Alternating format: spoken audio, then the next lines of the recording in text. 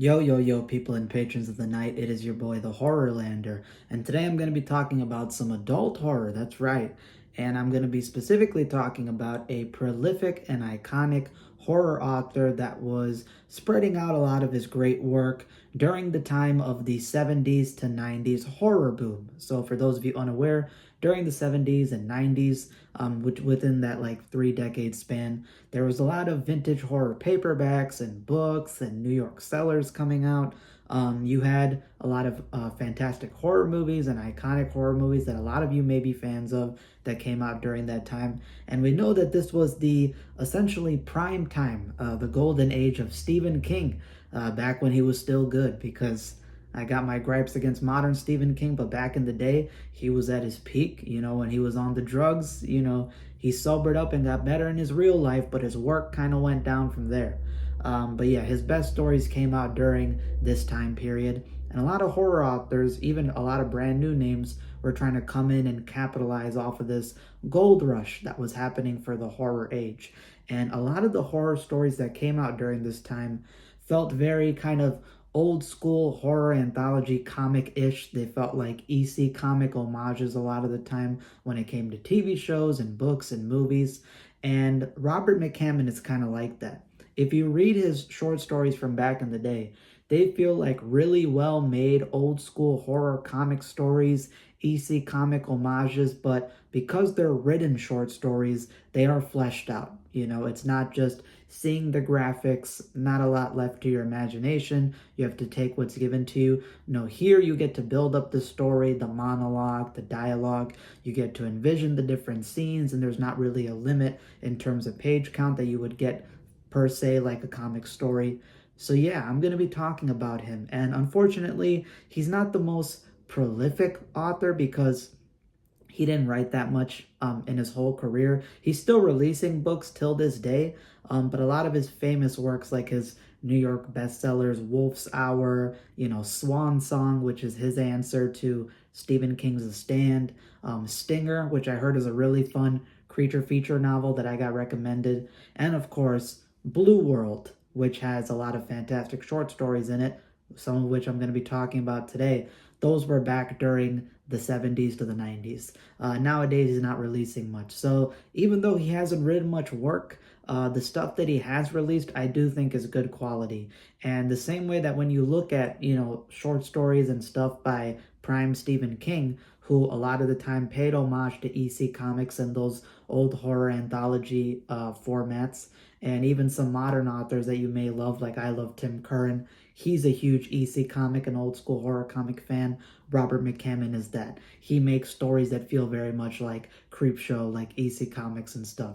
So I'm very excited to talk about him. And today I'm going to be covering several of his short stories that I dove into and I really enjoyed. So without further ado, no more yap. Let's get into the reviews of these short stories. Now I'm going to throw up a picture of Blue World. This is one of his famous short story collections, one of his few short story collections, basically his equivalent to Stephen King's Night Shift, on the screen, because that's where all these short stories come from, minus one, and that one I'll tell at the end. That one comes from a book called October Dreams, the sequel, the second one, which is all Halloween-based stories. But the first story I'm going to talk about is Yellow Jack Summer. Yellow Jack Summer basically opens up with a family. You have this mother and her two younger kids. You have a little bit of an older boy and you have a young girl who are in a car ride. They're taking a long trip trying to get to her husband, their father's vacation home, because he's a lawyer and he finally got some time off. So they're going over to his vacation place. And as they're getting there, she did not end up taking the right exit to fill up on gas. And she ended up basically now having an empty gas tank, and she has to stop at this very desolate gas station with this surrounding town, which is very kind of worn down, abandoned looking, very small, rinky dink. And when she gets there, there is this like teenager, like senior in high school or maybe college age boy who ends up coming out, very friendly, very warm, and he ends up coming to her and asking her, like, what's your situation? She ends up telling him her situation about how she's out of gas and trying to get to their husband's vacation home, and he decides he's going to help her out. But as the little boy has to go to the bathroom, and he ends up going to the gas station bathroom, and the two adults are still striking up some conversation. When the boy gets to the bathroom, he sees that the entire wall, before he can realize in time, is covered in a giant hive, a giant swarm of thousands and thousands of yellow jackets. Because it's yellow jacket summer, and for some reason, there's a huge infestation right above him. And there's descriptions about the yellow jackets crawling all over him, even some unwanted parts of his body. Yeah, very immediately cringe-inducing and horrific. But as that happens and he freaks out, the same teenage boy ends up coming in and tells him to calm down. Don't worry. If you act up, you might spook them. And as he tells him to not worry, he basically then shows off some strange ability, which is that he's able to kind of tame and control these wasps, these yellow jackets. He does like certain signals and calls, and the kid sees that these yellow jackets are basically following his every command. He has some type of mind control or training ability involving these yellow jackets. And as the story continues and the family gets a bite to eat and they try to refill on gas, it's then realized that there's something not only very odd in terms of this teenage boy's ability, but his influence. He might have some malevolent influence involving this town, involving this gas station, and it gets horrific. It gets really scary. If you are terrified of insects and insect horror, this one is like that. It is really, really scary stuff. And I loved it, man. It was a super intense story, especially towards that climax part. There's disturbing, disgusting scenes. There is horrific scenes. You feel really bad for the family who's involved in this. There's even like a little bit of like a standoff situation between the mother of the family and this teenage boy with this strange wasp yellow jacket controlling ability. It's really fun. I really enjoyed it. So this one, I probably give like an 8.5 out of 10. Very good. I think that it's super unique. It's definitely a unique story. And I would love to see this adapted. Now, of course, for budget reasons, I don't know if you'd be able to, but, Lord willing, if there's an ability to make this with a good budget and show off a nice little, swarm story and this, very horrific standoff between a family and this, power hungry kind of evil boy, that would be a nice treat to see on screen. The next story is one of my all-time favorites by Robert McCammon so far, and that is Makeup. Makeup is about this guy who ends up getting this kind of business deal, this opportunity by this kind of Italian mobster, gangster kind of guy. You don't really know, but he essentially is a guy who's like a gangster. He's got all this manpower, firepower, but he's also like a pawn shop kind of owner. He sells off items on the black market to make money. And he gives this opportunity to this down on his luck guy that if you are willing to go and break into this Hollywood museum and rob this special makeup kit that was used in like a famous movie back in the day, and you give it to me, I can sell and make a lot of profit, and I'll pay you like this many thousands upon thousands of dollars.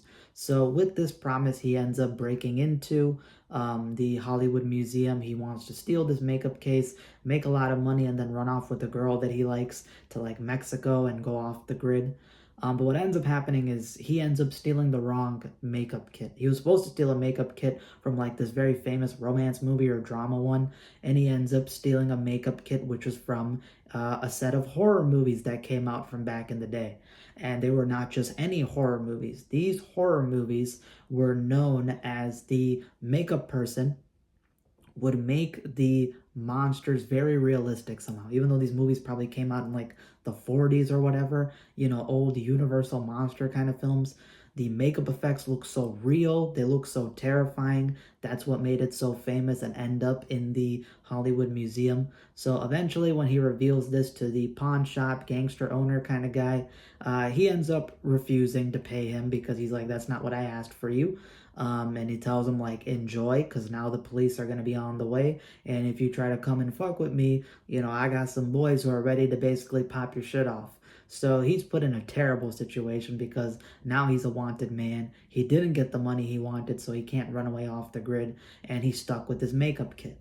Well, as his frustrations and anger starts building up, he then sees that this makeup kit unlocks itself. And this makeup kit has a giant silver claw of like a monster on it. it basically pops open on its own.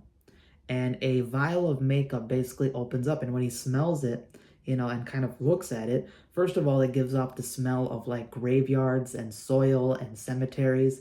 So he's really like weirded out as to why this makeup smells this, surreal.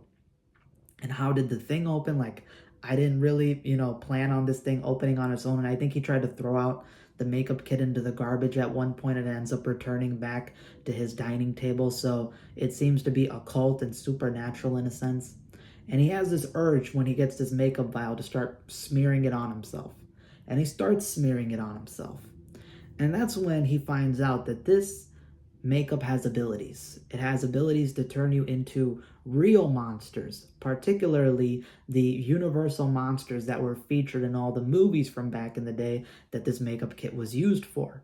So he ends up turning into a vampire, a Dracula kind of vampire, and he ends up using his abilities and powers to sneak through the night, get to that gangster, pawn shop owner, mobster place, and he gets to his office and he starts basically killing his hitmen, dealing with them, and then he ends up taking the life of that dude who ripped him off. And that's when he realized that when he gets back to his apartment building that he doesn't realize what just happened to him. It's almost like he got possessed. He got transformed into a monster, behaved like the monster, and couldn't control himself. And eventually he starts finding out more things, like maybe the girl that he likes that he wanted to run away with is actually unfaithful. She might be like a prostitute for hire. And some people might be trying to track him down and deal with him now. So that's when he starts using this makeup kit like a loaded gun, and the makeup keeps on appearing and he keeps on transforming into all different types of monsters. Vampire, we saw Jack the Ripper types, werewolves, and other stuff. Really fun story. And eventually, just when he thinks he got away with it, it ends up catching back to him and biting him in the ass. So yeah, this was a super fun story. I love the concept of this makeup box being occult, supernatural. That fact that it was like a cursed, not a cursed, but like a weird, ominous kind of prop that was used on a movie set. And now when he gets it in his hands, he finds out that this thing is basically trying to lead him in certain directions and act like a loaded gun allegory kind of thing. I absolutely love the fact that this thing can turn you into universal monsters like vampires, werewolves, whatever it may be. Super awesome. I love that transformation idea, losing yourself, being possessed by the monster that the makeup is meant for. Really awesome stuff. And there's a punchline ending at the end, which is just, it worked out so well. So this one gets a 9.5 out of 10. Fantastic. I really love this story through and through.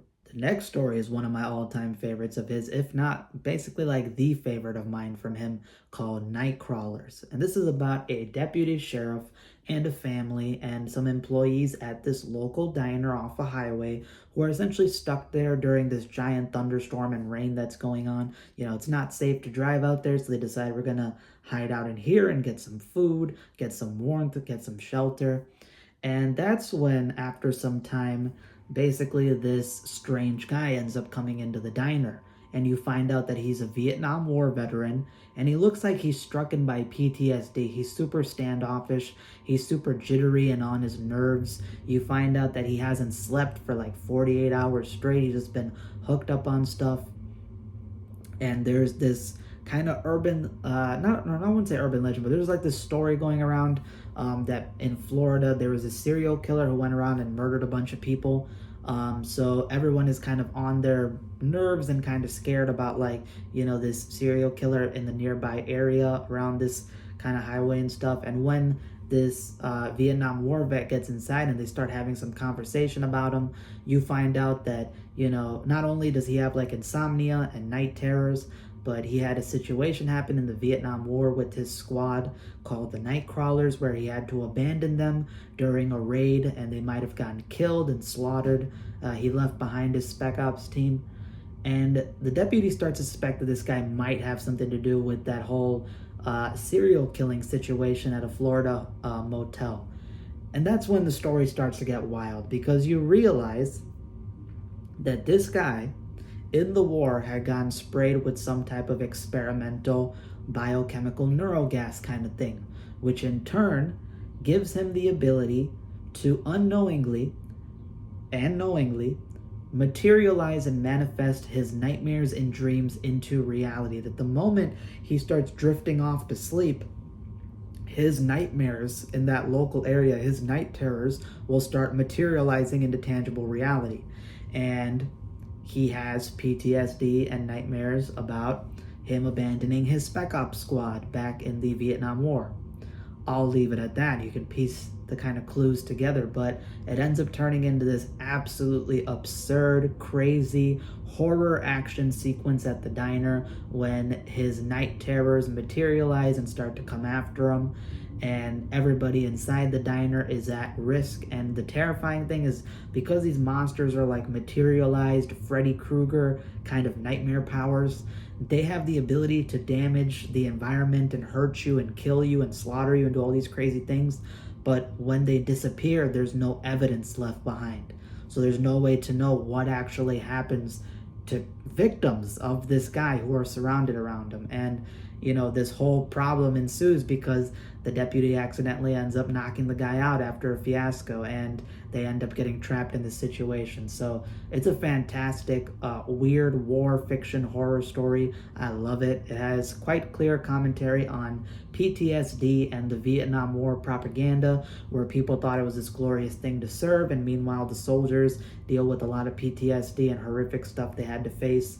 And the demons of the past actually being a tangible thing that comes after this war veteran is quite cool. It's an extremely badass story. The whole sequence of how the villains play out and what happens reminded me of like something Tim Curran would write, because he writes crazy war fiction horror stories like this, and he loves the Vietnam War. I've seen him write quite a few stories about that. But here you got that Freddy Krueger aspect mixed in there.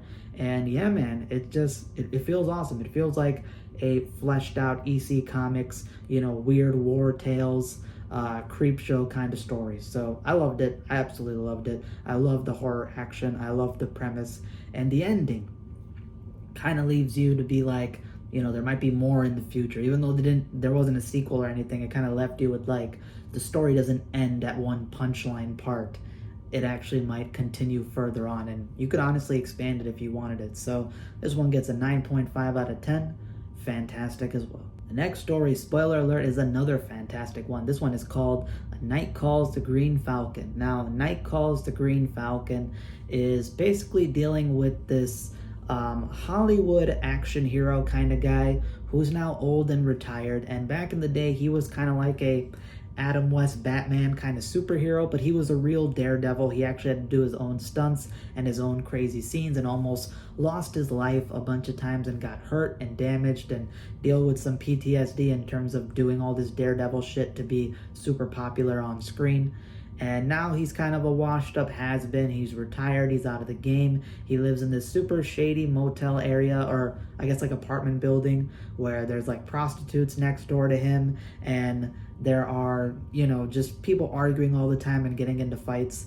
And there's this news headline that's been going around about this serial killer who's been killing victims in this, you know, downtown city, and he's been uncaught.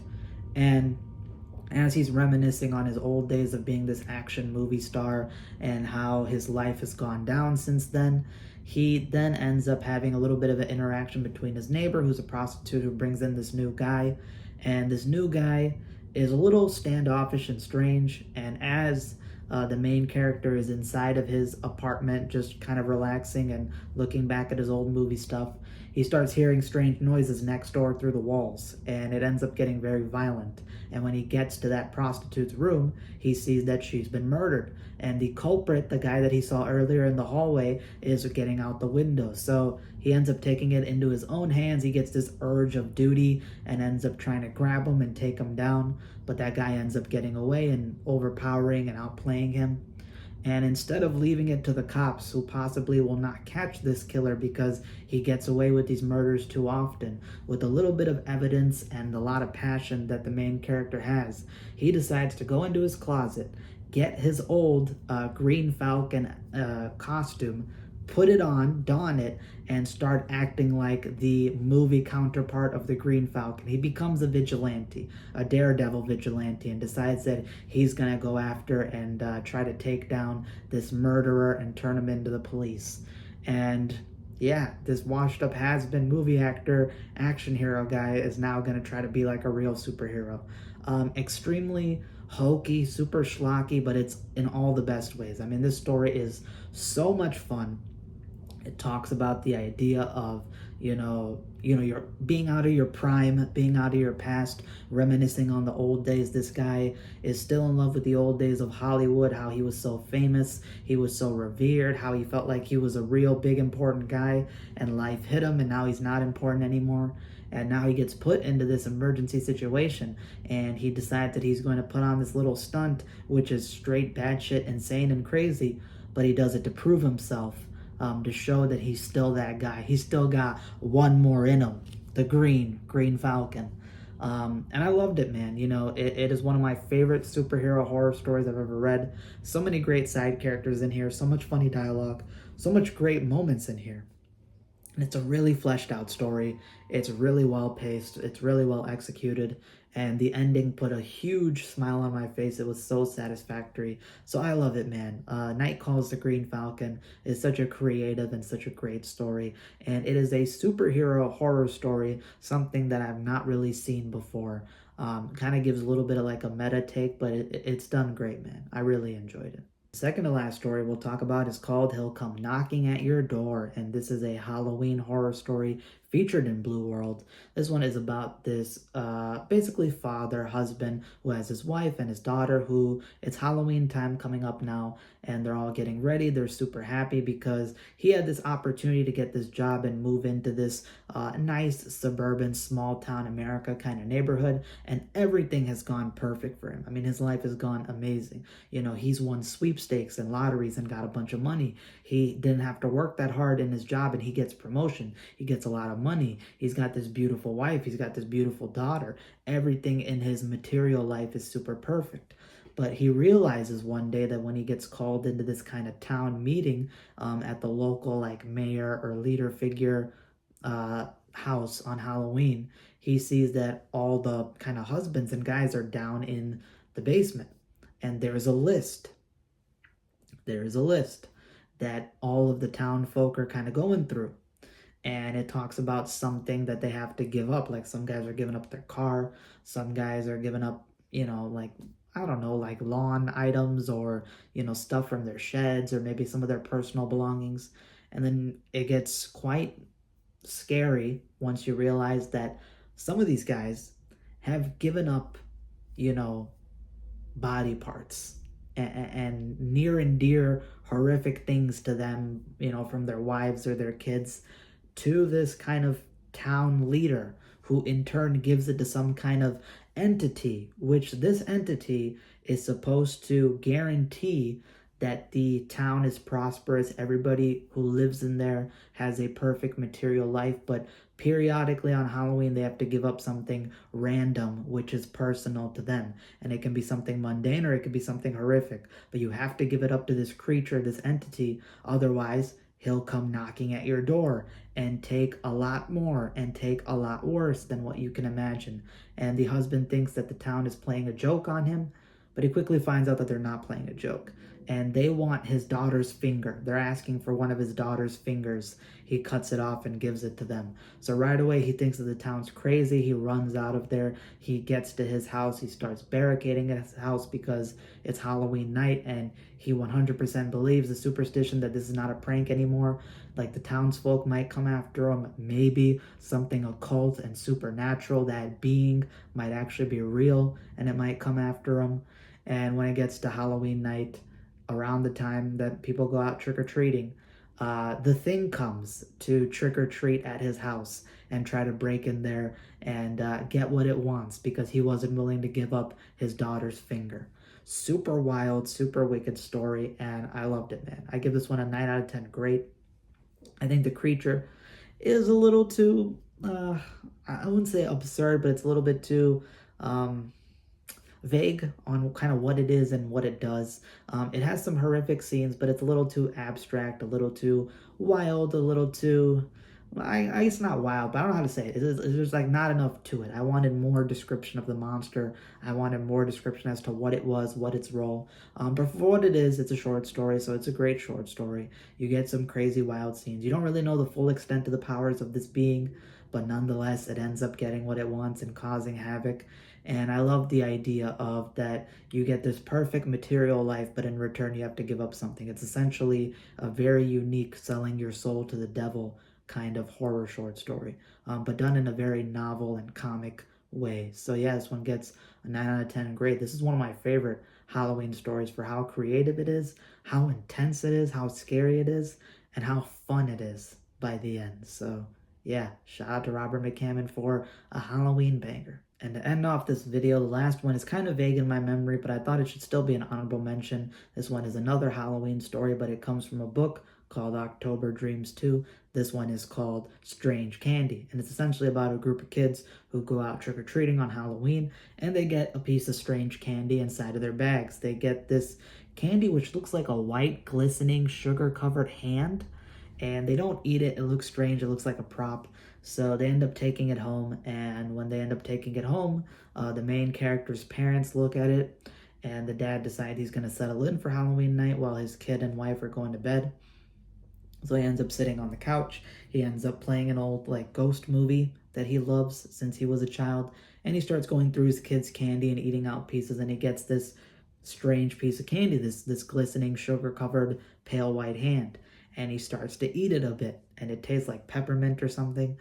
And as he's eating it and sort of relaxing, he then gets transported to this kind of occult supernatural realm, and he finds out that this candy has the ability to link ghosts together. So ghost will come knocking at your door and basically tell you that, certain loved ones have been put to rest. So let's say if you have somebody who's going to die in the future, or you had somebody like a daughter or something who died 5 years ago, the ghost will come on Halloween night, start knocking on your door, and basically let you know about what's going to come in the future, or if the souls from the past have been put to rest. And that's kind of what I remember from it. It was a little too vague for my liking. I feel like I wanted more from it. I wanted more things fleshed out. It was a little confusing at points, but I really loved the premise of like a strange piece of candy being this glistening pale hand inside of a sack that you get, and when you eat it, you get linked to ghosts. Super cool. I would love that maybe as like a kid's horror story idea. Robert McCammon, you're like 70 years old, but if you're still willing to do like a middle grade horror debut, I would say take that strange candy idea and make it into something cool. We could get something very unique for, Halloween kids horror read. But yeah, that's essentially all the several Robert McCammon short stories I'm going to talk about. I love his stuff. They feel like old school horror comic ideas, but fleshed out. And I think he does fantastic. I would love to see some of his stories get adapted into maybe like Creepshow in the future. And I know that Greg Nicotero, I think, is making like a movie or a TV series on He'll Come Knocking at Your Door. So I think that connection's already being set up, and I'd love to see what the future holds. That's all I got for today. If you guys enjoyed this video and coverage, you can hit the subscribe button, like this video, comment down below. Have you read Robert McCammon before? What do you think about his short stories, his books, you name it? And stay tuned for more content to come. Deuces.